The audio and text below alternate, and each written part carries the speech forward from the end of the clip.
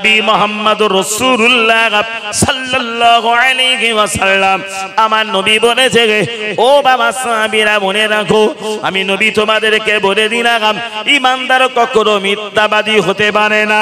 নবী বলেছি ঈমানদার কখনো মিথ্যাবাদী হতে পারে না। রাসূলুল্লাহ ফের আবার একই কথা ঘুরিয়ে বলেছে বাবারা, এক নম্বরে যেমন বলেছি ঈমানদার মিথ্যাবাদী হতে পারে না, নবী উল্টা করে বলেছে বাবারা মিথ্যাবাদীরাও কোনোদিন ঈমানদার হতে পারে না।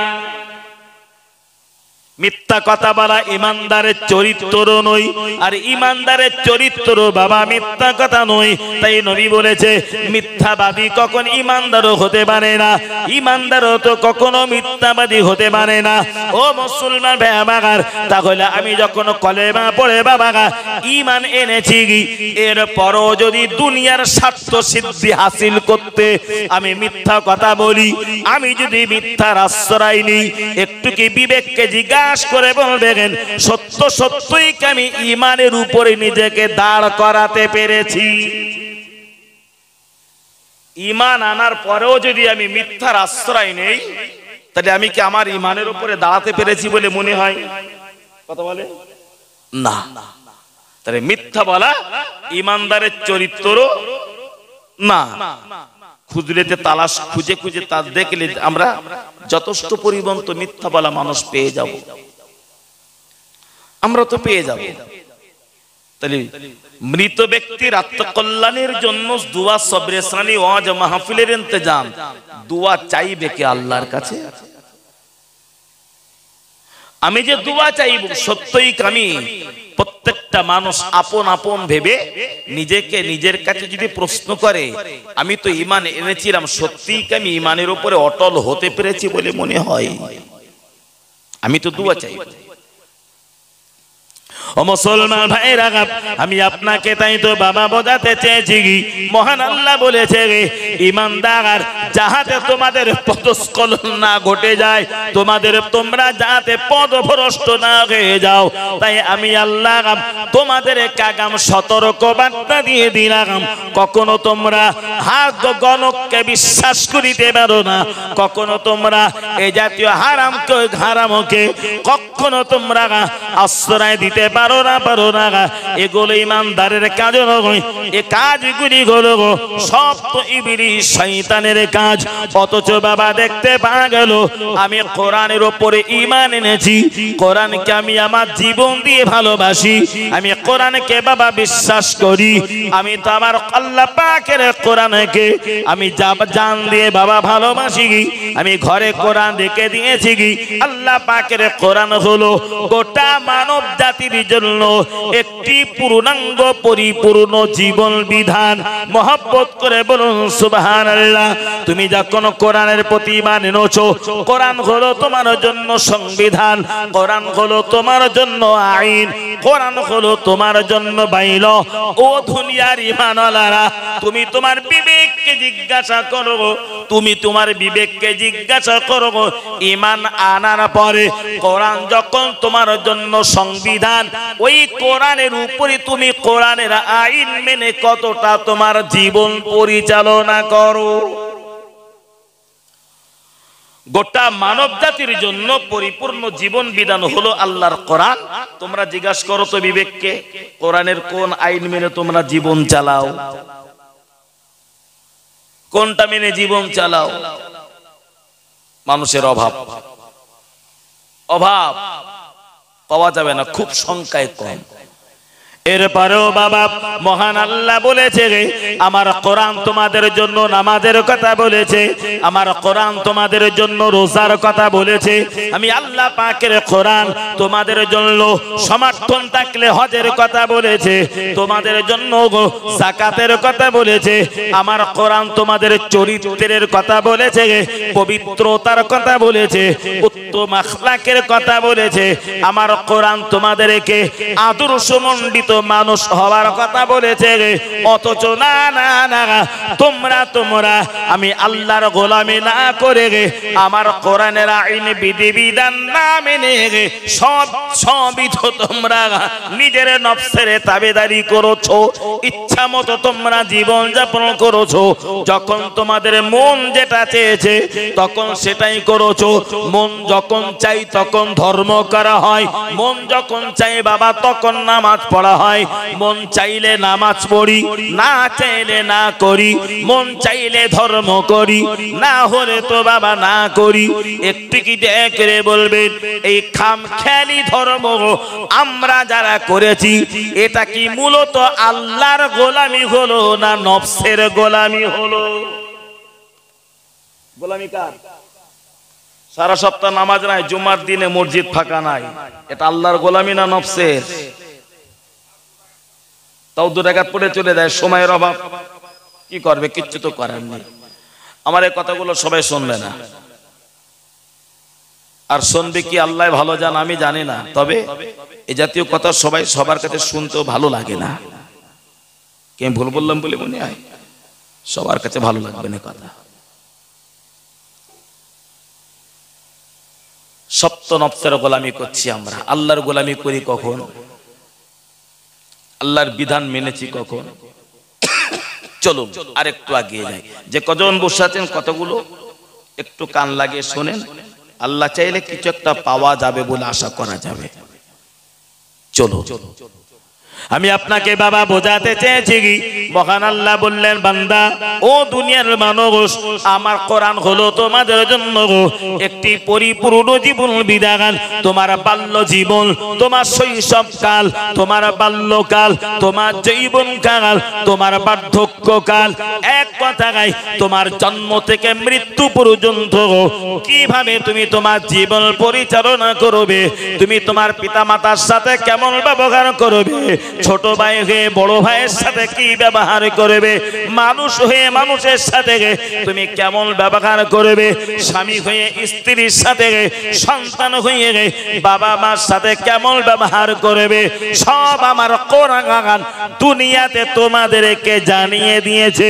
আমার কোরআনকে যেটাই জানতে চাইবে আমার কোরআন তোমাদের প্রশ্নের প্রতিটি জবাব দিয়ে দেবে। অথচ না না না আমার কোরআনের বিধি বিধান মানলে না, ইচ্ছা মতো তোমরা জীবন যাপন করেছো, খামখেয়ালি মতো জীবন যাপন করেছো। যখন যেটা মন চেয়েছে তখন তো সেটাই করেছো। ও দুনিয়ার বান্দা বান্দি মনে রাখো, তাহলে আমি আল্লাহ তোমাদেরকে বলে দিলাম আমার আইন, আমার কানুন, আমার কোরআনের বিধান ছেড়ে দিয়ে ইচ্ছা মতো জীবন যাপন করা, এটাই যদি তোমাদের কাছে মনোনীত হয়, এটাই যদি তোমাদের কাছে মনোপুত হয়, তাহলে আমি আল্লাহ তোমাদের জন্য ঘোষণা করে দিলাম ইমালু মা শিতুম। আল্লাহ বলেছে তবে মনে রাখো ইমালু মা শিতুম। ও বান্দা বান্দি, তোমার মনে যেটা ভালো লাগে তুমি সেটা করো, যা তোমার মনে চায় তুমি তাই করো। চাইলে আমাকে মেনো, না হয় না মেনো। মন চাইলে আমাকে দেখো, না হয় না দেখো। তুমি আমাকে ডাকো আর নাই বা ডাকো, আমি আল্লাহর কিছু আসে যাই না, আসে যাই না। মনে রেখে দাও, নফসের যখন দাবিদারি করেছো আমার কোরআনের বিধান অমান্য করে আমি আল্লাহ বলে দিলাম ইমালু মা শিতুম, যেটাই তোমার মনে ভালো লাগে সেটাই করো। এটাও কোরআনের কথা, যা মন চাই তাই করবে। যখন যদি আমরা বলি কোরআন যখন বলেছে যা মন চাই তাই করোগে, তাই খামখেয়ালি মন নিয়ে চলি, যা মন হয় তাই করি, আবার সমস্যা কোথায়? এটাও তো কোরআনে আছে, বুঝা গেল না? আচ্ছা, কোরআন তো বলেছে লা তাকরাবুস সালাহ, তোমরা খবরদার খবরদার নামাজের ধারে পাশে যেও না। পড়া তো দূরের কথা, তাহলে নামাজের কথা বারবার কেন আসবে? সেলুনিতে চুল কাটতে যাব, চুল কাটতে যেয়ে যদি বলি দোকানদার আমার অর্ধেক গোপ রেখে দাও আর অর্ধেকটা ছেটে কেটে ফেলে দাও, কেরাম দেখাবে? লা তাকরাবুস সালাহ, নামাজের ধারে এসো না, কথাটা ঠিক, কিন্তু কখন? অর্ধেক রেখে অর্ধেকটা ছাঁটলে তো হবে না। ওয়া আনতুম সুকারা, যখন তুমি নাপাকি অবস্থায় নেশাগ্রস্ত অবস্থায় থাকো, ওই নোংরা অবস্থায় আমি আল্লাহ পাকের নামাজ এসো না। নামাজ পবিত্র, পবিত্র কাজ আদায় করতে গেলে তোমাকেও হতে হবে পবিত্র, তাই না? এখন আমরা যখন ইচ্ছা মতো জীবন যাপন করছি, আল্লাহ বললেন ইমালু মা শিতুম, তোমার মনে যেটা ভালো লাগে তুমি সেটা করো। ভাই এই কথাটা আমি যদি আরেকটু পরিষ্কার করে বোঝানোর চেষ্টা করি তো এরকম বলা যায়, এই তো পাশেই তালপুকুর বাজার, তাই না? পায়ে হাঁটা 4 থেকে 5 মিনিটের রাস্তা, পাশেই তালপুকুর বাজার। এখন আপনি বাপ, আপনার সেয়ানা ছেলে আছে, গ্রামবাসী আপনার ছেলেকে যত চেনে আপনি তো বাবা তার চাইতে একটু বেশি চেনবেন। আপনি বাবা, ছোট থেকে তাকে লালন পালন করেছেন, আপনার বয়স হয়ে গিয়েছে, ছেলে সেয়ানা হয়েছে, ছেলে আপনাকে ডেকে বলছে আব্বা এইভাবে তো ঘুরে ঘুরে ভালো লাগে না, আমি তালপুকুর বাজারে একটা দোকান করে ব্যবসা করব। এখন ছেলে ব্যবসা করতে পারবে কি পারবে না, বাপ তো দেখ বোঝে না, বোঝে না, কথা বলেন। তো বাবা তখন বলছে খোকা তুমি দোকান করো না বাবা, তুমি পারবে না, ও সম্পর্কে তোমার জ্ঞান নেই, অভিজ্ঞতা নেই, আইডিয়া নেই। সেয়ানা ছেলে তো বলছে না আব্বা, আমি অনেক বন্ধু বান্ধবের সাথে কথাবার্তা বলে দেখেছি, অসুবিধা নেই, আমি ব্যবসা করতে পারবো, আমি দোকান করবো একটা। তা বাপ বলছে খোকা করো না। মানে বাপ যত বারণ করে ছেলে তত জেদ ধরে, যেহেতু সেয়ানা হয়ে গেছে, বুঝে আসলো না? ছেলে যখন সেয়ানা হয় বিড়ি খাওয়ার জন্য বাপের কাছে দেশলাই ধার চাই। আমি কোনো গাঁজা করে গল্প করছি না। ছেলে যখন সেয়ানা হয় বিড়ি খাওয়ার জন্য বাবার কাছে দেশলাই নেয়, আর বাবা সেটা দেয়। বৃক্ষ তোমার নাম কি, ফলে পরিচয়। আমি যেমন তৈরি হব ফল তেমন হবে। তো আপনি যত বারণ করেন আপনার ছেলে তত জেদ ধরে। ছেলে তখন ভাবলো বাপকে বারবার বলছি, তত বাপ আমাকে বারণ করছে। যখন উপায় না পেয়েছে তখন রাশ করে বলছে কোনো কথা নয়, আমি দোকান করবই, কোনো কথা শুনবো না, ব্যবসা আমাকে করতেই হবে। আপনি বুড়ো বাবা, ছেলে যখন আপনার উপরে চড়াও হয়ে মেজাজ করে বলবে দোকান করবই, আপনি কি বলবেন তখন? কথা বলেন, কিছু একটা তো বলতে হবে নাকি? কি বলবো বলেন দিন? যে বাবা তুই যখন আমার কথা নিলি না, যা পারিস করবি, যা, বলবেন না? যা বাবা যা পারিস করবি। তার মানে এ কথার দ্বারা এটাই বোঝানো বা বোঝা যায়, ব্যবসা করতে গিয়ে যদি ঠকে যাস, ক্ষতি হয়, আমাকে কিন্তু বলতে পারবি না, যা পারিস করিকে, যাহাতে তোর পদস্খলন না ঘটে যায়। তাই আমি আল্লাহ তোর কাছে কোরআন নামীয় সংবিধান দিয়ে পাঠালাম, তুই সংবিধান মানবি, আস্তে আস্তে আমার দয়ার জান্নাতে চলে যাবি। অথচ আমার গোলামি হলো না, কোরআনের বিধান মানা হলো না, ইসলাম ধর্ম সবকিছু বাদ দিয়ে ইচ্ছা মতো জীবন যাপন যখন করছিস, ইমালু মা শিতুম, যা পারিস তাই করবি, যা, যেটা তোর ভালো লাগে সেটাই কর। আমরা যদি আল্লাহকে না ডাকি, আল্লাহর কোনো লস আছে বলে মনে হয়, ক্ষতি আছে বলে মনে হয়? না, ক্ষতিকার না ডাকলে আমাদের আল্লাহ বলেছেন ইমালু মা শিতুম, যা ইচ্ছা তাই কর। আমি দৃষ্টান্ত বাবা ছেলেকে দিয়ে বুঝালাম। পরেক্ষণ আমার আল্লাহ কোরআনে বলেছে, ও বান্দা বান্দি মনে রাখো, আমি আল্লাহ যেমন তোমাদেরকে বলে দিলাম ইমালু মা শিতুম, বান্দা যা মনে হয় তুমি তাই করো। এটাই তো তোমার জন্য শেষ কথা নয়, পরের কথা আল্লাহ বলেছে, ও দুনিয়ার মানুষেরা মনে রাখো, আমি আল্লাহ তোমাদের জন্য ঘোষণা দিয়ে দিলাম ইন্নাহু বিমা তা'মালুনা বাসীর। আল্লাহ পাক তার কোরআনে বলেছে ইন্নাহু বিমা তা'মালুনা বাসীর। বান্দা বান্দি তবে মনে রাখো, তোমরা যেটা করছো সব আমি আল্লাহ দেখে রাখছি, শুধু একবারও ফিরে এসো। বুঝে আসলো আমার কথা? আল্লাহ বলেছে ইন্নাহু বিমা তা'মালুনা বাসীর, তোমরা যেটা করছো সব দেখে রাখছি। আল্লাহ দেখতে পাই না, জোরে বলে আমার আল্লাহ তার কুদরতি চোখে সব বাবা দেখতে পায়।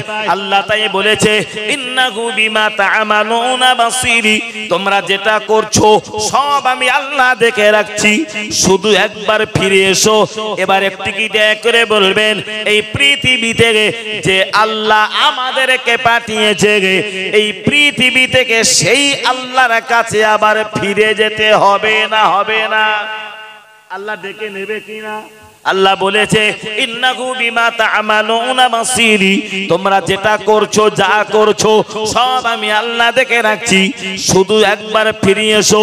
একটু কি বাবা বলবেন যে আল্লাহ পৃথিবীতে আমাদেরকে পাঠিয়েছে সেই আল্লাহ পাকের দরবারে যখন চলে যেতে হবে, আমাদের মানব জীবন যেভাবে পরিচালনা করি, কিয়ামতের দিনে কোন মুখ নিয়ে আল্লাহ পাকের দরবারে সেদিন দাঁড়াবো? যদি বাবা বলা যায় তার মানে বলতে ঠিক এরকম যে আপনি খুব ধার্মিক আল্লাহওয়ালা মানুষ, মোটামুটি 5 ওয়াক্ত নামাজি, আপনার একটা পুত্র ছেলে আছে, ছেলেটাকে খুব ভালো করে আদর যত্ন করে লালন পালন করছেন বেশ মেজাজের সাথে, যখন যেমন প্রয়োজন তখন তেমন ব্যবহার। আর ছেলেকে এমন ভাবে তৈরি করা হচ্ছে, ছেলে তার বাপকে খুব ভয় করে, বিরাট ভয় করে, মানে ভয় করতে করতে সীমালঙ্ঘন, অনেক ভয় করে। কতটা ভয়? সন্তান এমন এক সন্তান হয়েছে বাপের মুখের উপরে তাকিয়ে মুখের উপরে কথা বলে না, বাবাকে ভয় করে। অথচ ওই ছেলেটা বাপের অগোচরে মাঝে মাঝে বড় বড় অন্যায় করে, এই খবরটা আবার বাবা রাখে না। এরকম ঘটে না ঘটে না? বলে ঘটে। বাপের সামনে ফেরেশতা, বাপের আড়ালে আসামি। ফজরের নামাজ কালাম পড়ে রাস্তা দিয়ে হেঁটে হেঁটে আসছেন, আস্তে আস্তে দেখছেন 7 সকালে রাস্তার ধারে ফুটবল খেলার মাঠে 4-5 জন ছেলে, যুবক জওয়ান ছেলে, 4-5টা ছেলে গোল করে বসে আছে। 7 সকালে গোল করে বসে আছে, আর এই সকলের মাথা এক জায়গায় গোল করে বসে আছে, মানে আর ঠিক ওর মাঝখান দিয়ে ধোঁয়া উঠছে। বুঝাচ্ছিনি? 7 সকালে বসে আছে গোল করে, তার মাজা দিয়ে ধোঁয়া উঠছে, মানে সবাই মিলে কিছু একটা করছে না? কি করছে? জোরে বলে। ও জাতীয় কিছু একটা হচ্ছে।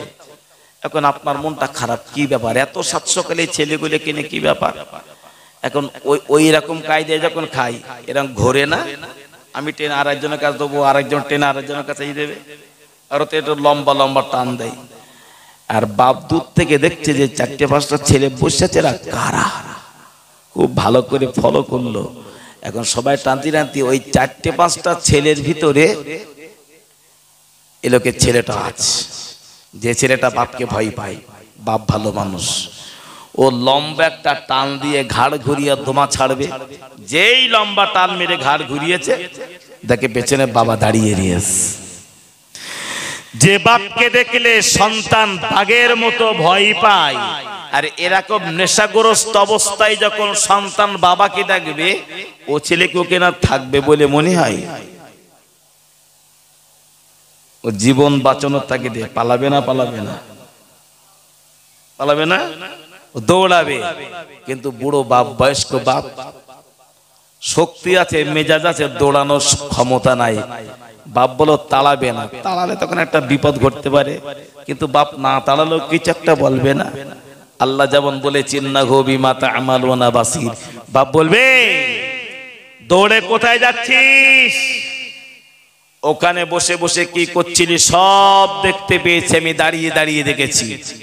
আয় বাড়ি আয়, বাড়ি আয়, তোর ব্যবস্থা হচ্ছে, আয়। বাপ বলবে না? এটা মেজাজ। ঘোরাঘুরি করে সারা দিনে হোক আর রাতের অন্ধকারে হোক, একটা সময় তো ছেলেটাকে বাড়ি আসতে হবে, না হবে না? আচ্ছা বলেন, সারাদিন ঘোরাঘুরি করে সন্ধ্যার পরে বা রাতের অন্ধকারে ছেলে যখন বাড়ি আসবে, বাপ কি খুব দুধ কলাতে ভাত দাদুর যত্ন করবে বলে মনে হয়? কি করবে? বকাবকি মারধর হবে না? হবে না? হওয়া তো উচিত, আর এটা তো হবে, যেহেতু অন্যায়। আল্লাহ পাক বলেছে বান্দা মনে রাখো গো ইন্নাহু বিমা তা'মালুনা বাসীর, তোমরা যেটা করছো সব আমি আল্লাহ দেখে রাখছি। শুধু একবার ফিরে এসো গো পৃথিবীতে যে আল্লাহ আমাকে আপনাকে বাবা পাঠিয়েছে সেই আল্লাহ আবার আমাদেরকে ডেকে নিবে। একটু কি দয়া করে বলবেন সন্তানের জন্য যদি বাবার তরফ থেকে এমন বিচার ব্যবস্থা হয়, আল্লাহ পাকের দুনিয়াতে যে পাপ অন্যায় অপরাধ করছি দুনিয়ার কেউ না দেখতে পেরে গো আল্লাহ আমাদেরকে দেখছে। আল্লাহর কাছে যখন ফিরে যেতে হবে সন্তানের অপরাধ বাবা যদি ক্ষমা না করে আমার আল্লাহ কি তারা বান্দার অপরাধ কি সহজে ক্ষমা করে বলবে? যা হওয়ার তা হয়ে গেছে, বাদ দে, যা জান্নাতে চলে যা।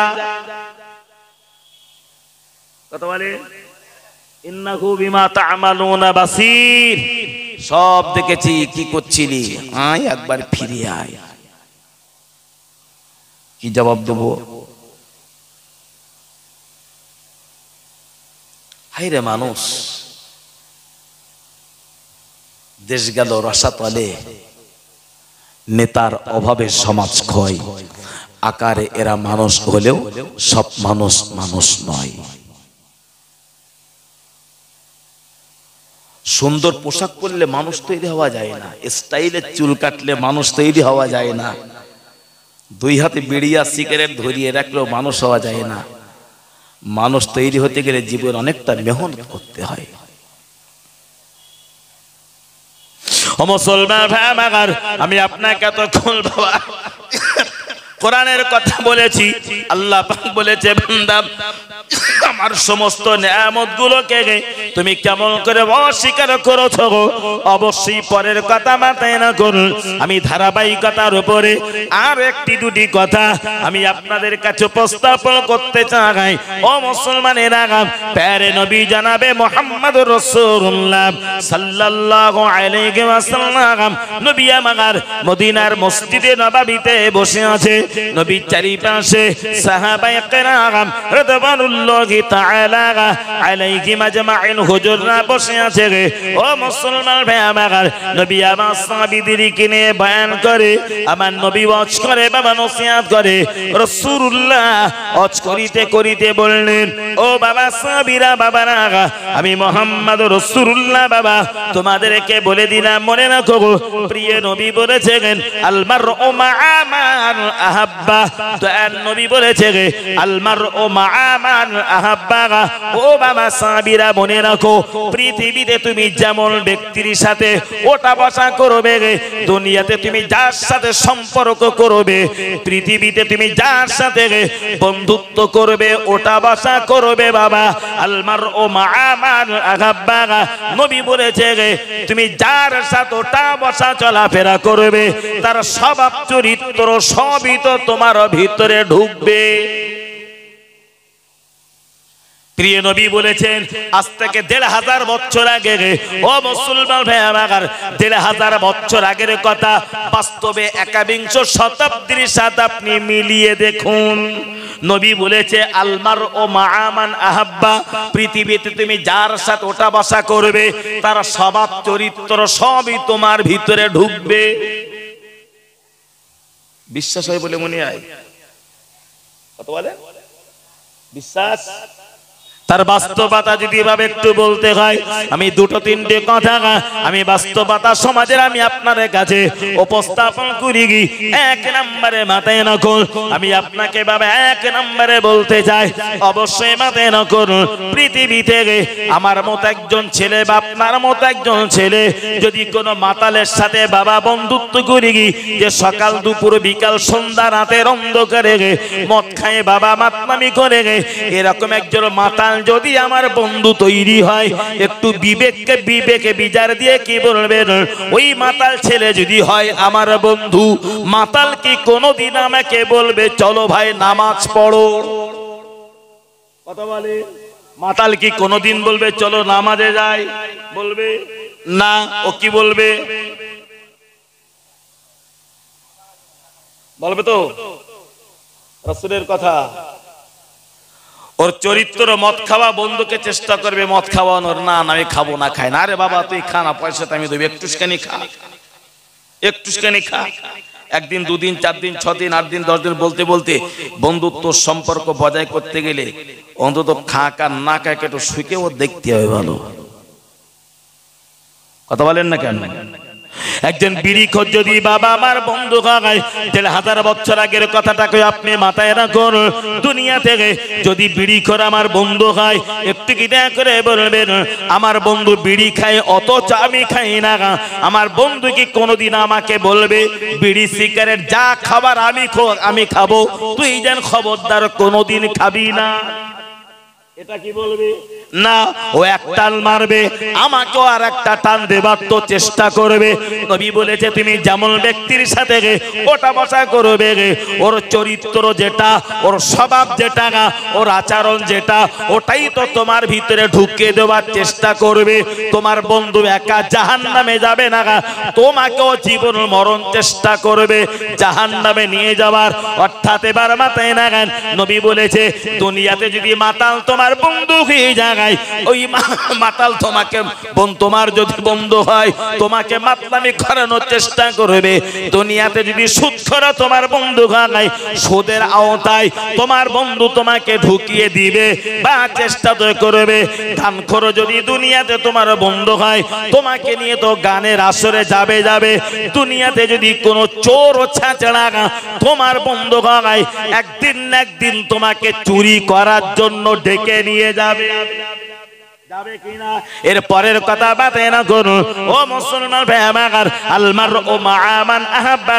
আমি পরের কথা বলতে চাই, এবার একটু দয়া করে বলবেন আমি জানি না বুঝি না, আমপাবুরিক সাধারণ মানুষ আমি, অথচ আমি দুনিয়াতে একজন ভালো ব্যক্তি নামাজির সাথে আমি বন্ধুত্ব করেছি, অথচ আমি নামাজ কালাম তেমন জানি না, বুঝি না, পড়ি না। দুনিয়াতে বাবা কোন নামাজি যদি আমার বন্ধু হয়, ওই বন্ধু কি আমাকে কথা বলবে নামাজ কালাম যা পড়ার আমি পড়ি, খবরদার তুই যেন পড়িস না? কি বলবে? মাতাল যদি চেষ্টা করে মদ খাওয়ানোর, নামাজি চেষ্টা করবে। তুমি মুসলমানের বেটা নামাজ পড়ো না, চলো বন্ধু যাই। নামাজি যদি বাবা আমার বন্ধু হয়, আমি যদি বেনামাজি হয়ে যাই, আমাকে চেষ্টা করবে নামাজের জন্য। কোন রোজাদার যদি আমার বন্ধু হয়, আমি যদি রোজা না করি ছলে বলে কলে কৌশলে রোজার সম্পর্কে বাবা বলে বুঝিয়ে সে তো চেষ্টা করবে আমার রোজার ভিতরে আকৃষ্ট করার জন্য। আমি কোরআন পড়তে পারি না, আমি তো বাবা কোরআন ভোলা, অথচ যদি কোনো কোরআন প্রেমিকের সাথে বাবা বন্ধুত্ব করি, একদিন আমার বন্ধু আমাকে বলবে তুমি মুসলমানের বেটা, অথচ আল্লাহর কোরআন তুমি পড়তে পারো না। মসজিদের ইমাম সাহেব এশার নামাজের পরে বয়স্ক ব্যক্তিদের জন্য 15 থেকে 20 মিনিট করে কোরআনের তালিম দেয়। চলো বন্ধু কোরআন শিখে আসি। একদিন, দুদিন, 4 দিন যেতে যেতে যেদিন তুমি কোরআন শিখে যাবে, তোমার জানে তোমার মনে তুমি একটা আলাদা মজা পাবে। বলবে না? কোরআন প্রেমিক যদি আমার বন্ধু হয়, চেষ্টা করবে আমার কোরআন শেখানোর জন্য। নামাজি যদি আমার বন্ধু হয়, চেষ্টা করবে আমাকে নামাজে দাখিল করানোর জন্য। ও মুসলমান ভাই আমার, দুনিয়াতে কোন আলেম যদি আমার বন্ধু হয়, আলেম চেষ্টা করবে সর্বপ্রকার পাপ অন্যায় অপরাধ থেকে আমাকে বাঁচিয়ে দেওয়ার জন্য। আর নোংরা মানুষগুলো যদি আমার বন্ধু হয়, ও তো চেষ্টা করবে নিজের মতো নোংরামিগুলো আমার ভিতরে ঢুকিয়ে দেবার জন্য। ও মুসলমান ভাই আমার, তাই তো নবী বলেছে দুনিয়াতে তুমি যেমন ব্যক্তির সাথে বন্ধুত্ব করবে, ওটা বসা করবে, তার আচার আচরণ তোমার ভিতরে ঢুকবে, বর্তাবে। আর কিয়ামতের কঠিন দিনে তার সাথেই তো তার হাসর হবে। রাসূল বলেছে দুনিয়াতে যদি কোনো মাতাল তোমার বন্ধু হয়, কিয়ামতের দিনে তোমার মাতালের সাথে হাসর উঠতে হবে। দুনিয়াতে যদি কোনো বেনামাজির সাথে তোমার বন্ধুত্ব হয়ে যায়, বন্ধুত্ব হয়ে যায়, হাসরের মাঠে বেনামাজির সাথেই তো তোমার হাসর হবে, বিচার হবে। নবী বলেছে দুনিয়া থেকে যদি কোনো সুদখোরের সাথে, হারামখোরের সাথে, কোনো গানখোরের সাথে যদি তোমার বন্ধুত্ব সম্পর্ক হয়, নবী বলেছে কিয়ামতের দিনে সুদখোর, হারামখোর, গানখোর এরাই তো তোমার বন্ধু হবে। দুনিয়াতে যদি আল্লাহ ওয়ালারা তোমার বন্ধু হয়, কিয়ামত কোটি দিনে আল্লাহ ওয়ালারাই তোমার সাথী হয়ে যাবে। যদি বলুন সুবহানাল্লাহ। অথচ নবী বলেছেন বাবারা, ও বাবা সাহাবীরা, পৃথিবীতে বেঁচে থাকতে গেলে আল্লাহর জমিনে থাকতে গেলে মানুষের সাথে মানুষের সম্পর্ক করতে হয়, মানুষের সাথে বাবা মানুষের বন্ধুত্ব করিতে হয়। কেননা সুখে দুঃখে বিপদে মুসিবতে অবশ্যই তো মানুষের জন্য মানুষেরই প্রয়োজন হয়। হয় না, হয় না? মানুষের জন্য মানুষের প্রয়োজন হয়। বেঁচে থাকতে গেলে বন্ধুত্ব করতে হয়, তবে বন্ধুত্ব করো জেনে বুঝে। এমন ব্যক্তির সাথে বন্ধুত্ব করো যার সাথে সম্পর্ক করলে ধর্ম জানা বোঝা তোমার জন্য সহজ হয়, যার সাথে বন্ধুত্ব করলে তোমার জীবনটা আদর্শমণ্ডিত জীবন গঠন করা যায়, যার সাথে বন্ধুত্ব করলে তোমার চরিত্র উত্তম চরিত্র তৈরি করা যায়, এমন ব্যক্তির সাথে বন্ধুত্ব করো। দুনিয়ার এমন মানুষগুলির সাথে তুমি বন্ধুত্ব করো না যাদের সাথে বন্ধুত্ব করলে জাহান্নামে যাবা তোমাদের জন্য সহজ হয়। বলুন, আমার এই কথাগুলো বলছে আপনারা শুনছেন, মানবে কে? বন্ধুত্ব অভাব নেই। এখন আমার ঘরের যুবক ছেলেরা ভাইরা ফ্রি ফায়ার পাবজিতে মেতে আছে, হাজার হাজার হাজার টাকা জুয়া চলছে তাতে, আছে না নাই? কিন্তু যুবকরা কোনোদিন জানার চেষ্টা করেন, এখন তো রক্তের গরম, এখন বুঝতে পারছে না। হুজুররা বলে, হুজুররা বলতে বাদ দিয়ে দিন, ও ওর মতন এরা বলে যায়। যুবকরা তুমি জানো না ফ্রি ফায়ার খেললে ইমান থাকে না, পাবজি খেললে ইমান থাকে না, তুমি জানার চেষ্টা করনি। আর যার ভিতরে ইমান থাকে না তার পরিণাম, ফ্রি ফায়ার পাবজি যারা খেলে তারা মানুষ না। কোন অংশে কোশ্চিন কালে প্রমাণ করতে পারবে না যে মানুষ। প্রমাণ যদি করতে পারে আমার সামনে এসে বসো ভাই, তুমি কেমন মানুষ তুমি প্রমাণ করবে। আর তুমি কি, আমি চেষ্টা করব তোমাকে প্রমাণিত করার। যদি মানুষ হতে চাও ইহুদি চরিত্র বাদ দাও।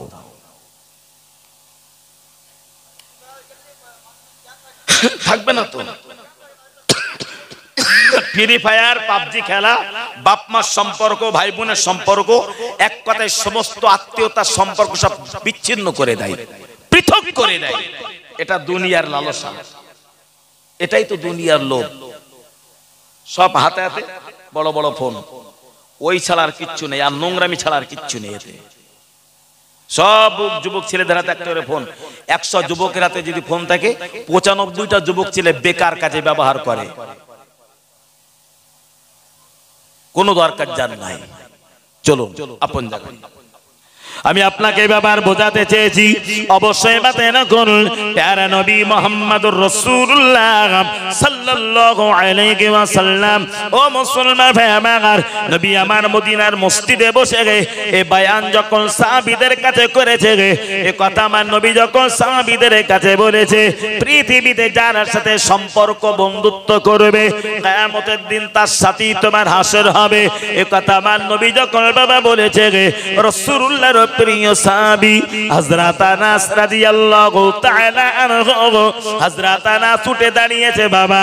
হযরত আনাস আমার নবীর সম্মুখে দাঁড়ালেন, আর আমার নবীকে ডেকে বললেন, ইয়া রাসূলুল্লাহ, ইয়া হাবিবাল্লাহ, এতক্ষণ আপনি ওয়াজ করেছেন, হুজুর আপনি আমাদের কাছে বয়ান করেছেন, আপনি আমাদের কাছে নসিহত করেছেন, সব আমরা শুনলাম বুঝলাম।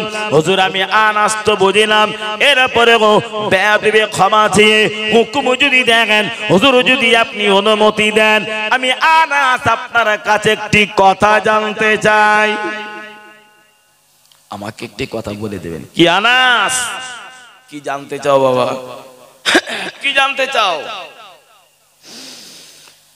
হযরত আনাস বলছেন, ইয়া রাসূলুল্লাহ, হুজুর আপনি বললেন দুনিয়াতে যে যার সাথে ওঠা বসা করবে, বন্ধুত্ব করবে, কিয়ামতের দিন তার সাথেই তার হাসর হবে, সম্পর্ক হবে। আমি আপনার কাছে জানতে চাইছি, সারা পৃথিবীতে আমি আনাস আপনার একজন সাহাবী, দুনিয়াতে আমার কোনো বন্ধু নেই, আমার কোনো বন্ধু নাই, হুজুর আমার হাসর কার সাথে হবে? কেউ আমার নাই। যেহেতু আপনি বলেছেন পৃথিবীতে থাকতে গেলেও বন্ধুত্ব করতে হয়, কিন্তু আমার তো কোনো বন্ধু নেই। ও মুসলমান ভাই আমার, প্যারা নবী মুহাম্মদুর রাসূলুল্লাহ সাল্লাল্লাহু আলাইহি ওয়াসাল্লাম আমার নবী হযরত আনাসকে বাবা ডেকেছেন, আর ডেকে ডেকে বললেন, আনাস, ও বাবা আনাস, তুমি কি কারোর সাথে বন্ধুত্ব করলে না? তুমি কি বন্ধুত্ব করার জন্য কারো কাছে গেলে না বাবা? তুমি কি কারো দ্বারস্থ হলে না? হযরত আনাস বলেছে, ইয়া রাসূলুল্লাহ, হুজুর আমি আনাস মানুষের সাথে বন্ধুত্ব করার জন্য জীবনে অনেক মানুষের দ্বারস্থ হয়েছি, বন্ধু করার মতো মনের মানুষ আমি কাউকে পেলাম না। বন্ধুত্ব করার মতো মনের মানুষ পেলাম না, আর আমাদের বন্ধুত্ব অভাব নাই। কেন বাবা মনের মানুষ পেলে না? কি খেয়েছে, কি বুঝেছো বাবা, কি দেখেছো বলো না? আমার নবী যখন বাবা জিজ্ঞাসা করেছে, হযরত আনাস রাদিয়াল্লাহু আনহু আমার নবীকে ডেকে বললেন, ইয়া রাসূলুল্লাহ, ইয়া হাবিবাল্লাহ, হুজুর বন্ধুত্ব করার জন্য, মানুষের সাথে সম্পর্ক করার জন্য আমি এমন একজন মানুষের দ্বারস্থ গিয়েছিলাম, তালাশ করে খোঁজাখুঁজি করে এমন একজন মানুষের কাছে গিয়েছিলাম, এমন একজন মানুষের দ্বারস্থ আমি আনাস হয়েছিলাম, যে মানুষটি আমার আল্লাহকে এক বলে স্বীকার করেছে, হুজুর আপনার প্রতি বিশ্বাস করে ঈমান এনেছে, কোরআন মেনে নিয়েছে, আখিরাত পরকাল বিশ্বাস করেছে, যে মানুষ আমার আল্লাহকে আল্লাহ বলে মেনে নিয়েছে, ও গো নবী আমি তাকে ঈমানদার ভেবি, আল্লাহ বিশ্বাসী ভেবি আমি তার সাথে বন্ধুত্ব করব বলে তার দ্বারস্থ হয়েছিলাম। ইয়া রাসূলুল্লাহ, যেই আমি তার দ্বারস্থ হয়েছি ও গো নবী আমি আনাস যেই তার কাছাকাছি হলাম, আর কাছাকাছি হওয়া মাত্র দেখতে পাই আমার আল্লাহকে তিনি মানে বটে, আমার নবীকে মানে, কোরআন মানে, পরকাল মানে, জান্নাত জাহান্নাম সব বিশ্বাস করেছে। ইয়া রাসূলুল্লাহ, সব কিছু মানার পরও আমি আনা দেখতে পেলাম না না না না না, আমার আল্লাহ পাকের পাঞ্জগানা 5 ওয়াক্ত নামাজ আদায় করে না। আল্লাহকে মানে নামাজ নেই। হরিকাটি গেলে এরকম মুসলিম খুঁজে 2টা পাওয়া যায় বলে মনে হয়? আল্লাহর বিশ্বাস করে তবে নামাজ কালাম পড়ে না, 2টা আছে বলে মনে হয়? বহুত আছে, শুধু আপনার গ্রাম না, সব জায়গায় আছে। আমি এখানে বলছি বলে এটা নয়, এ ভাইরাস, এ পয়জন সব জায়গায়। ইয়া রাসূলুল্লাহ, সব কিছু মেনেছে, তবে আল্লাহ পাকের নামাজ আদায় করে না। আর আপনি তো বলেছেন আল মারউ মা মান আহাব্বা, পৃথিবী থেকে যার সাথে টাবাটা করবে তার সাথেই তো কিয়ামতের দিনে হাসর হবে। ইয়া রাসূলুল্লাহ, হুজুর আমি আনাস আপনার একজন সাহাবী, নবীর সাহাবী হওয়ার পরে দুনিয়াতে যদি কোনো আল্লাহ বিশ্বাসী বেনামাজির সাথে আমি নবী সাহাবী হয়ে যদি কোনো বেনামাজির সাথে বন্ধুত্ব করি, যদি কোনো বেনামাজির সাথে আমি সম্পর্ক করি, তাহলে দেখতে পাওয়া যাবে কিয়ামতের কঠিন দিনে নবীর সাহাবী হওয়ার পরে হাসরের ময়দানে বেনামাজির সাথে আমারও তো হাসর নাসর হবে। ইয়া রাসূলুল্লাহ, হুজুর আপনার জবানে শুনেছি না নামাজ কাজা করা ঈমানদারের চরিত্র হতে পারে না, আর নামাজ পড়া এটা তো কোনো বেঈমান কাফেরদের চরিত্র নয়। ইয়া রাসূলুল্লাহ, ইয়া হাবিবাল্লাহ, হুজুর বেঈমান আর কাফেরদের সাথে ঈমানদারের পার্থক্য হলো ঈমানদার নামাজ পড়ে, কাফের বেঈমান নামাজ পড়ে না, পড়ে না, পড়ে না। ইয়া রাসূলুল্লাহ, কিয়ামতের দিনে আমি বেনামাজির সাথে উঠতে চাই না, আল্লাহ দুশমন ও নাফরমানের সাথে আমি হাসরের ময়দানে দাঁড়াতে চাই না। তাই আমি আনাজ দুনিয়া থেকে বেনামাজিকে বন্ধু বলে গ্রহণ করতে পারি না। যার ভিতরে নামাজ নাই, আল্লাহর দুশমন, সে তো আল্লাহর শত্রু, নবীর দুশমন। তুমি যখন ইমানদার, তুমি চেষ্টা করেছো আল্লাহর প্রিয় হওয়ার, তুমি ইমানদার, তুমি চেষ্টা করেছো নামাজের ভিতর দিয়ে আল্লাহ পাবার। আল্লাহর সাথে নামাজ না পড়ে যে দুশ্মনী করে, আল্লাহ দুশ্মন তোমার মতো নামাজের কাছে কেমন করে বন্ধু হতে পারে? কথা বলে এখন এই মিরাজ শুনে আমার তৎকদাওত করবে না। আল্লাহর সাথে যে দুশ্মনী করেছে সেই দুশ্মন তোমার বন্ধু কি করে হয়? তুমি তো আল্লাহর সাথে দুশ্মনী করনি। প্রত্যেকটা কথা বাস্তবের সাথে মিলিয়ে না। আমি এতক্ষণ ধরে যত কথা বলেছি কোন দাদি নানি খালার ফুফার গল্প করিনি, বেকার সময় নষ্ট করিনি। হুজুর বেনামাজি ক্যামেরা ছেড়ে দিলাম, কোথায় গেলে ভালো মানুষ পাওয়া যায়, আল্লাহ প্রেমী পাওয়া যায়, ভালো ইমানদার পাওয়া যায়। আমি আবার তালাশ করিতে লাগিলাম, ওগো নবী তালাশ করিতে করিতে করিতে করিতে আমি 2 নম্বরে এমন একজন ব্যক্তিকে আবার পেয়ে গিয়েছি। আমি যার সাথে বন্ধুত্ব করব বলে এগিয়ে গিয়েছি, সেই মানুষের কাছাকাছি যেয়ে দেখি আমার আল্লাহকে মেনেছে এক বলে স্বীকার করেছে, আপনাকে মেনে ঈমান এনেছে, পরকাল বিশ্বাস করেছে, সব বিশ্বাস করেছে। ঠিক ইয়া রাসূলুল্লাহ, আমার আল্লাহ কেন বলে মানে গে? তবে না না না না না, আমার আল্লাহ পাকের বছরের প্রতি বছরের 1 মাস ফরজ রোজা, আল্লাহ পাকের ফরজ রোজা আদায় করে না। আল্লাহকে মানে বটে তবে রোজা করে না, আল্লাহর আদেশ লঙ্ঘন করেছে। ওগো নবী, ইমানদার কখনো বেরোজাদারের বন্ধু হতে পারে না, পারে না, পারে না। তাই আমি বেরোজাদারকে গ্রহণ করতে পারলাম না। হুজুর আমি তাকে ছেড়ে দিলাম, আমি তাকে ত্যাগ করলাম। আবার তালাশ করিতে গেছি, কোথায় গেলে ভালো মানুষ পাওয়া যায়, কোথায় গেলে আল্লাহ ভালা পাওয়া যায়। আবার তালাশ করিতে করিতে 3 নম্বরে আবার একজন মানুষকে পেয়ে গেলাম।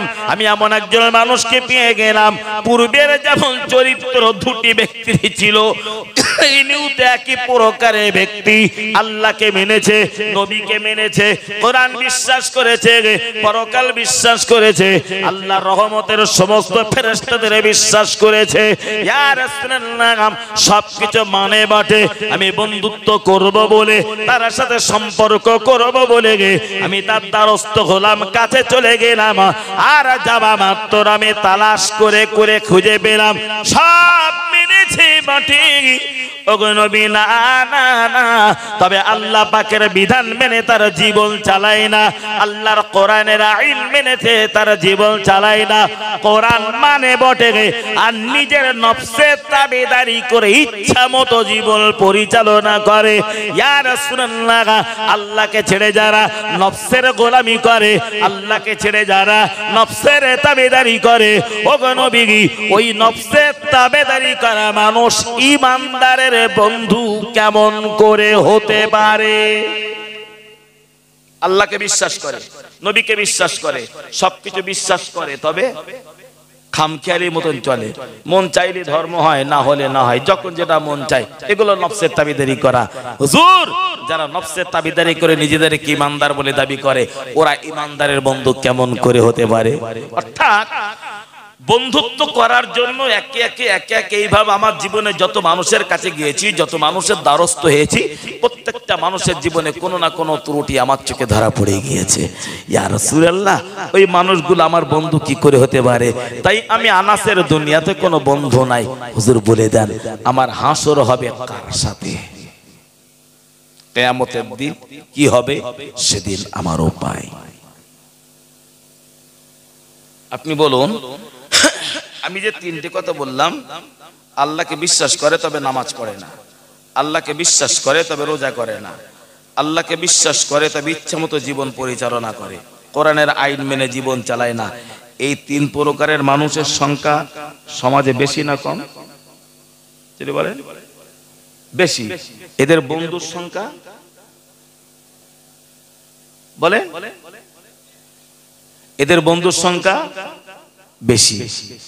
আল্লাহ প্রেমিকদের সাথে খুব একটা মানুষ বন্ধুত্ব করতে চায় না। ওদের সাথে বন্ধুত্ব করলেই তো বলবে চল নামাজ পড়ে আসি, ধর্ম করে আসি, মদ খাস না, সুদ খাস না, এটা করিস না, ওটা করিস, শত বারণ করবে। কেন বাবু, বাদ দে তোর কথা, ভালোই আছি আমরা। এই তো জীবন, এই তো আমাদের অবস্থা, এই তো পরিবেশ আমরা তৈরি করে ফেলেছি। রাসূল অবাক হলেন, আনাস যে কথা বলেছেন সবই তো ঠিক, এরপরেও প্রিয় নবী বলছেন, ও বাবা আনাস, তুমি যা বলেছো সবকিছু বুঝিলাম, সবই সত্য বলেছো, সব ঠিক বলেছো আনাস। আমি নবী মুহাম্মদুর রাসূলুল্লাহ, এরপরেও তোমাকে জানতে চাই। হুজুর কি জানতে চান? বাবা আনাস, তোমার চোখে এমন কোন ব্যক্তি কি নাই যার সাথে বন্ধুত্ব করা যায়? সবাই সবাই কি খারাপ?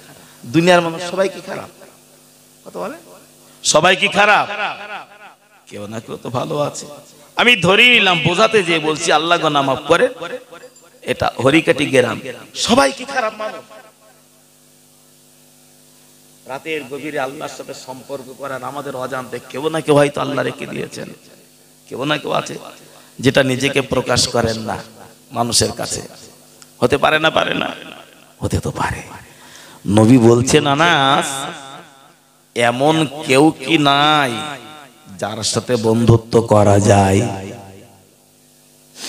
হযরত আনাস রাদিয়াল্লাহু তাআলা আনহু তখন ভাবলেন, মানুষের দোষ ত্রুটি, অন্যায়, অপরাধ, অপকর্মের এত কথা বললাম, তারপরেও আমার রাসূল যখন একথা বলছে, নবীর কথার দ্বারা এটাই যেন প্রমাণিত হয়, পৃথিবীতে বেঁচে থাকতে গেলে কাহারো না কাহারোর সাথে বন্ধুত্ব বা সম্পর্ক করতেই হয়। এত কিছু বলার পরও নবী যখন জিজ্ঞাসা করছে, তাহলে এটাই তো হয়। আনাস, কেউ কি নাই যার সাথে একটু বন্ধুত্ব করা যায়? হযরত আনাস বললেন, ইয়া রাসূলুল্লাহ, আল্লাহর জমিনে এই পৃথিবীতে বন্ধুত্ব করার মতো মানুষ আছে? জোরে বলুন, আর একটু মহব্বত করে বলেন। এত গল্প শোনা বোঝার পরে বলছে, হুজুর বন্ধুত্ব করার মানুষ আছে। আনাস যখন বলবেন আছে, আমার নবী তো এমনি জিজ্ঞাসা করবে, তিনি কে? তার সাথেই সম্পর্ক কর, জিজ্ঞাসা করবে না? ও বাবা আনাস, বন্ধুত্ব করার মতো যদি বাবা কেউ থাকে, সম্পর্ক করার মতো বাবা যদি কেউ থাকে, কে বাবা? তিনি কে? তার সাথে বন্ধুত্ব বাবা করিতে হয়, সম্পর্ক বাবা করতে হয়, কে বাবা বলো না? হযরত আনাস তখন বলতে লাগলেন, ইয়া রাসূলুল্লাহ, ইয়া হাবিবাল্লাহ, পৃথিবীতে বন্ধুত্ব করার মতো মহান ব্যক্তি তো আছে, আছে। হুজুর আপনি তার পরিচয় জানতে চান? আমি আনাস যার কথা আপনার কাছে বলবো, যার কথা আপনার কাছে প্রকাশ করিতে চলেছি, ও নবী, আমার আল্লাহ তার ব্যাপারে পবিত্র কোরআনের একাধিক জায়গায় বলেছেন। জোরে বলুন, আর একটু মহব্বত করে বলুন সুবহানাল্লাহ। হুজুর আমি এমন একজন বন্ধুর কথা বলতে চলেছি, যে বন্ধুর কথা আমার আল্লাহ কোরআনের একাধিক জায়গায় বর্ণনা করেছে। আমার নবী বললেন, কে বাবা বলো না? তিনি কে?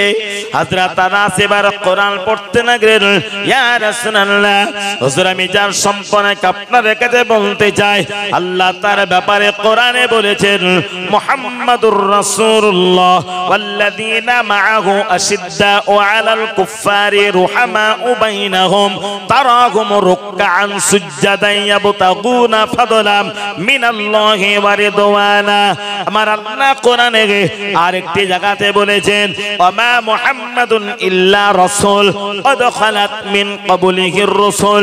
ইয়া রাসূলুল্লাহ, আমার আল্লাহ কোরআনের আরেকটি জায়গাতে বলেছে, ওমা আরসালনাকা ইল্লা রাহমাতাল লিল আলামিন। আমার আল্লাহ কোরআনের আরেকটি জায়গাতে বলেছে, ওয়া ইন্নাকা লাআলা খুলুকিন আযীম। জোরে বলুন সুবহানাল্লাহ। আর একটু মহব্বত করে বলুন সুবহানাল্লাহ। হযরত আনাস আমার নবীকে ডেকে বললেন, ইয়া রাসূলুল্লাহ, হুজুর আমি কার কথা বলতে চেয়েছি, কি আমি বোঝাতে চেয়েছি, আর আপনারা বোঝার বাইরে কিছু নাই। ওগো নবী, বন্ধুত্ব করার মতো আমি আনাসের চোখে এমন এক ব্যক্তি আছে, ওয়া ইন্নাকা লাআলা খুলুকিন আযীম। আমার আল্লাহ বলেছে আমার নবীকে তোমাদের মাঝে আমি আল্লাহ উত্তম চরিত্রবান করে পাঠিয়েছি। জোরে বলুন, আমার নবীর চরিত্র, নবীর সততা, নবীর পবিত্রতা, নবীর আখলাক, নবীর উত্তম ব্যবহার গোটা জগৎ শ্রেষ্ঠ। আমার নবীর সমকক্ষ, আমার নবীর সমতুল্য নাই নাই নাই, আর কিছু নাই। ইয়া রাসূলুল্লাহ, বন্ধুত্ব করার জন্য আমি আনাস আপনার কাছে যার কথা বলতে চেয়েছি, তিনি তার কেউ নই, তিনি হলেন মক্কার বাতি, মদিনার জ্যোতি, আব্দুল্লাহর বেটা, মা আমেনার নয়নের মণি, জগৎগুরু, বিশ্বনবী, বিশ্বকবি, বিশ্বগুরু মুহাম্মাদুর রাসূলুল্লাহ সাল্লাল্লাহু আলাইহি ওয়াসাল্লাম। ওগো নবী, আমি আনাস আমার চোখে আমার নবীর মতো ভালো মানুষ, আমার নবীর মতো চরিত্রবান মানুষ, আমার নবীর মতো শ্রেষ্ঠ মানুষ তামাম পৃথিবীতে আর কেউ নাই। ইয়া রাসূলুল্লাহ, ইয়া হাবিবাল্লাহ, আল্লাহ পাক আমি আনাস আমাকে যতদিন আমার আল্লাহ হায়াতে বাঁচিয়ে রেখে দেবে, আমার দুনিয়ার জীবনটা আমার নবীর সাথে বন্ধুত্ব করে নিলাম। আরেকটু মহব্বত করে বলেন, মাতাল বন্ধু করে মাতালের সাথে, তাই না? আল্লাহর পাগল বন্ধু করে আল্লাহর পাগলদের সাথে, ঠিক না ভুল? জোরে বলে, আল্লাহর পাগলেরা বন্ধুত্ব করে আল্লাহর পাগলদের সাথে। হুজুর, পৃথিবীতে আমি আপনাকে বন্ধু বলে গ্রহণ করলাম, হুজুর এবার আপনি আমাকে বলেন হাসরের ময়দানে আমার হাসর কার সাথে হবে কিয়ামতে? আপনি তো বলেছেন আলমার ও মাআমান আহাব্বা। হুজুর আপনি দুনিয়াতে আমার বন্ধু, কিয়ামতের মাঠ আমার হাসর কার সাথে হবে? ও মুসলমান ভাই আমার, প্যারা নবী আখিরি পয়গম্বর মুহাম্মাদুর রাসূলুল্লাহ সাল্লাল্লাহু আলাইহি ওয়াসাল্লাম আমার নবী ডেকে ডেকে বললেন, বাবা আনাস, ও বাবা আনাস, দুনিয়াতে আমি মুহাম্মাদুর রাসূলুল্লাহ আমার আনাস আমার সাথে যখন বন্ধুত্ব করেছো, আল্লাহর জমিনে আমাকে যখন বন্ধু রূপে বাবা গ্রহণ করেছো, কিয়ামতের কঠিন দিনে হাসরের মহাময়দানে আমার আল্লাহ, ও বাবা আনাস, আমার সাথে বন্ধু রূপে আমার আল্লাহ তোমাকে ওঠাবে। জোরে বলুন, আর একটু মহব্বত করে বলুন সুবহানাল্লাহ। কিয়ামতের মহাময়দানে আল্লাহ পাক বন্ধু রূপে তোমার সাথে আমার ওঠাবে বাবা, আমার সাথে বাবা তোমার ওঠাবে। ও বাবা আনাস, আমি তোমার জন্য দুনিয়াতে বন্ধু হয়ে গেলাম বাবা, আমি আনাস তোমার জন্য কিয়ামতের মহাময়দানের বন্ধু বাবা হয়ে গেলাম। শুধু হাসরের দিনে বন্ধু নই, আমি নবী তোমার জন্য আল্লাহ পাকের দয়ার জান্নাতের বন্ধু হয়ে যাব। জোরে বলুন, আর একটু মহব্বত করে বলুন সুবহানাল্লাহ। আমার নবী যখন হযরত আনাসকে এই কথাগুলি বাবা ডেকে ডেকে বলছে, রাসূলুল্লাহ না তামাম সাহাবীরা মাথাটা নিচু করে যেন বসে আছে, চুপ করে বসে আছে, না জানি নবী আমাদের ব্যাপারে কি বলে। নবীর জন্য জীবন কুরবান করি, নবীর জন্য আমার জান, নবীর জন্য আমার মাল সব আমার নবীর জন্য দিয়ে দিয়েছি।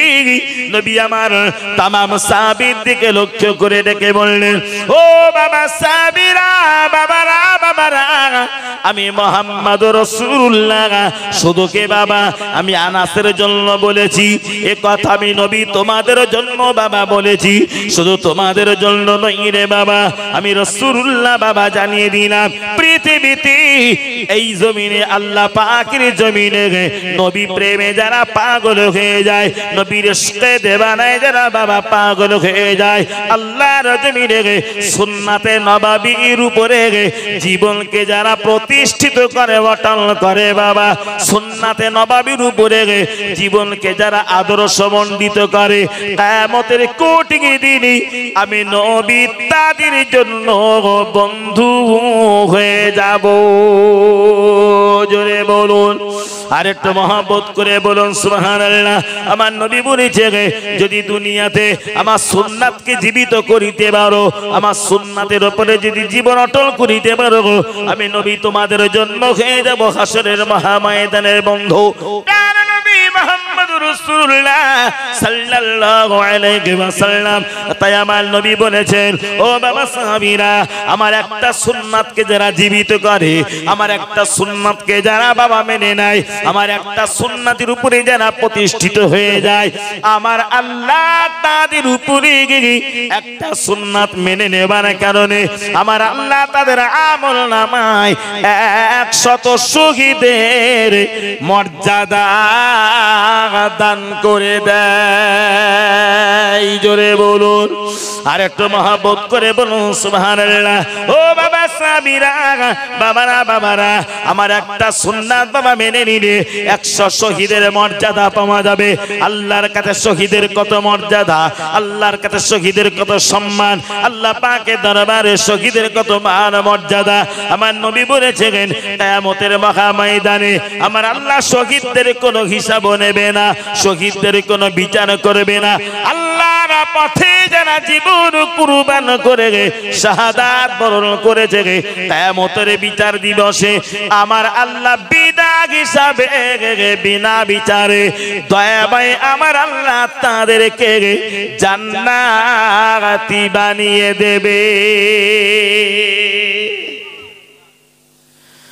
তোমরা শহীদের মর্যাদা পেতে চাও, আমার সুন্নাতের উপরে জীবনটাকে সাজিয়ে নাও। কিয়ামতে আল্লাহর করুণা, আল্লাহর রহমত, আল্লাহর দয়া পেতে চাও, দুনিয়ার নোংরামি থেকে জীবনটাকে বাঁচিয়ে নাও। বুঝে আসলো না আমার কথা? আমি তো খুব তড়িগড়ি বলে ফেললাম এই গুটি কতক মানুষ নিয়ে, অল্প কিছু মানুষ নিয়ে।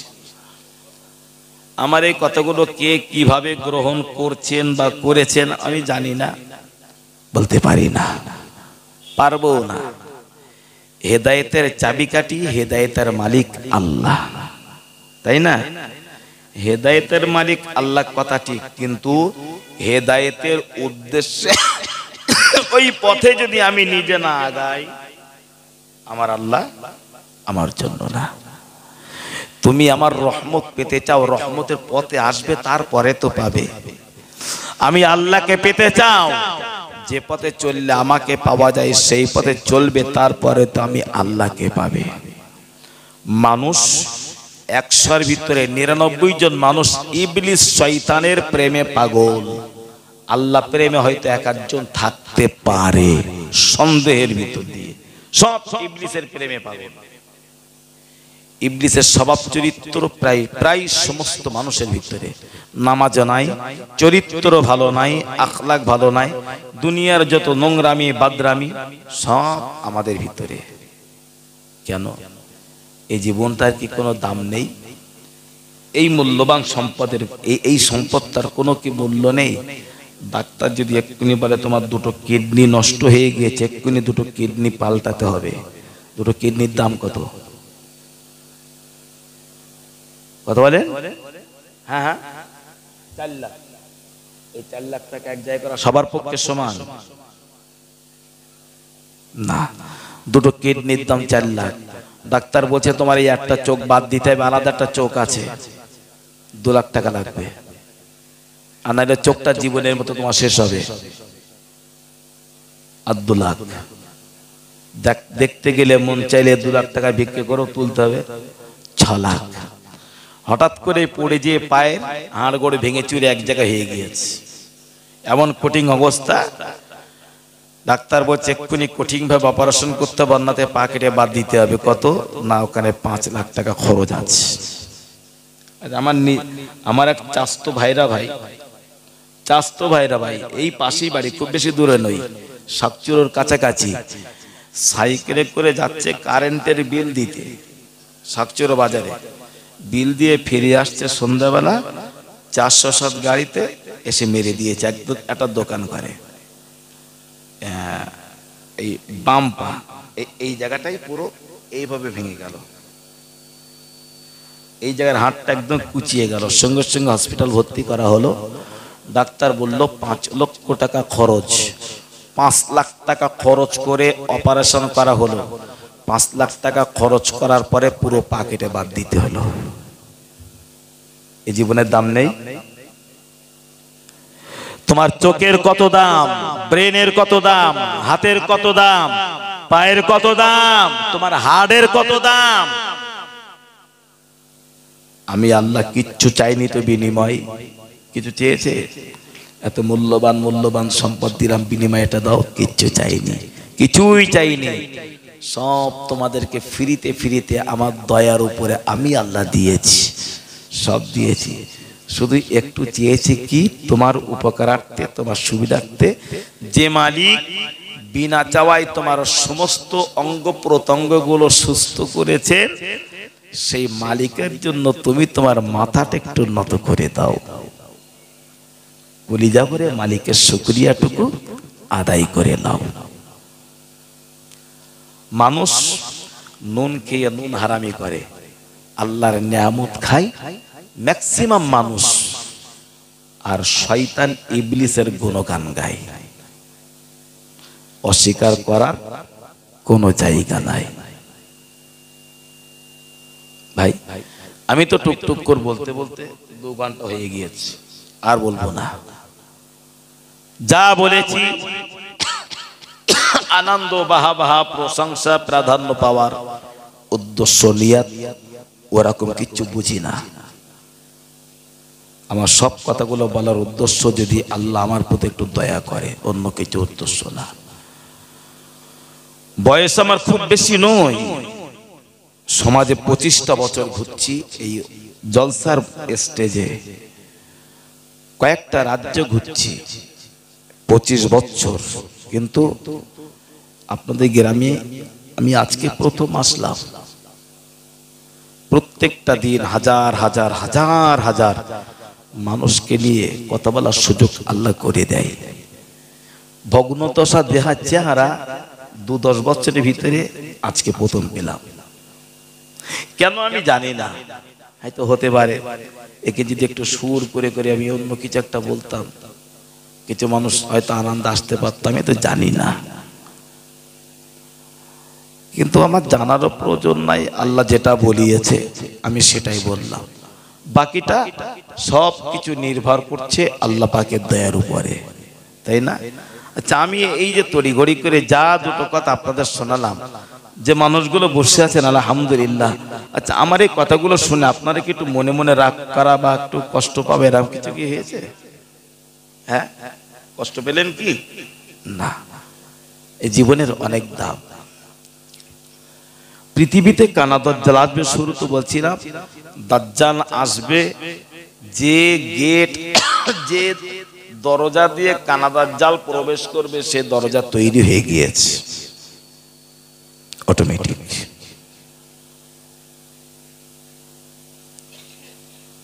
আমি বিশেষ করে আমার যুবক ভাইদেরকে বলবো, নিজেকে মানুষ বানান, মানুষ বানান। আবার বলি, আল্লাহর দয়া রহমত পাওয়ার জন্য হাফেজ আলেম মাওলানা মুফতি হওয়া সত্য নয়। আল্লাহ পাকের রহমত আর দয়া পাওয়ার সত্য যদি বলতে হয়, নিজেকে প্রকৃত উত্তম চরিত্রের মানুষ তৈরি করা। উত্তম চরিত্রের মানুষ তৈরি করা। এছাড়া আল্লাহ পাকের দয়া আসা অনেকটাই অসম্ভব বলেই মনে করছি। অর্থাৎ সকলের কাছে এতটুকুই আমার বিদায় লগ্নে, এতটুকুই আবেদন, এতটুকুই নিবেদন করে বলছি, মনে প্রাণে আল্লাহকে ভয় করুন, অন্তর দিয়ে আল্লাহর বিরাট ভয় করি। এসব গাঁজা করে গল্প বাদ দিয়ে প্রকৃত ভয় করি। যার ভিতরে আল্লাহর ভয় আছে ওই মানুষটা কোনোদিন বেনামাজি হয় না। তুমি আল্লাহকে ভয় করো, নামাজ পড়ো না কেন? সময় পায় না কেন? তুমি সময় পাও না? কিছু সমস্যা তোমার? এই যে সময়ের অভাব, এটা গাঁজাখুরি কথাবার্তা, চরম মিথ্যা কথা। এই জাতীয় কথা থেকে জীবনটাকে বাঁচিয়ে নেন, জীবন বাঁচিয়ে নেন। রাসূল বলেছেন, শেষ জামানায়, আখিরি জামানায় এমন একদল মানুষ তোমরা দেখবে যারা নিজেরা কলেমা পড়বে, মাথায় টুপি থাকবে, মুখে দাড়ি থাকবে, নিজেরা নামাজ পড়বে, আর ওরা কলেমা পড়ে নিজেদেরকে ইমানদার বলে দাবি করবে, কিন্তু ওদের ব্যবহার, ওদের চরিত্র ওদেরকে মুনাফিক, ফাসিক বানিয়ে রাখবে। ওরা ওটাকে কোনোদিন তালাশ করবে না। বুঝেছ আমার কথা? অর্থাৎ শেষ কথা আবার বলি, যদি প্রকৃত মানুষ আমরা হতে পারি, আল্লাহ পাকের দয়া ও রহমত পাবো আশা করা যায়। যেদিকে পড়ে পানি সেদিকে ধরো ছাতা, এইভাবে যদি জীবন চালাই, বাকি আল্লাহ কি করবেন সেটা আল্লাহ পাকের দয়ার উপরই, আল্লাহর সিদ্ধান্তের উপরই সব নির্ভর করছে। আল্লাহ আমাদের সবাইকে সুবুঝ আল্লাহ নসিব করেন, আমাদেরকে আল্লাহ কবুল করেন, প্রকৃত মানুষের মতো মানুষ হওয়ার তৌফিক আল্লাহ দান করে দেন। বলুন সকলে আল্লাহুম্মা আমিন। ওয়া আখিরি দা'ওয়ানা আনিল হামদুলিল্লাহি রাব্বিল আলামিন। আসসালামু আলাইকুম ওয়া রাহমাতুল্লাহি ওয়া বারাকাতুহু।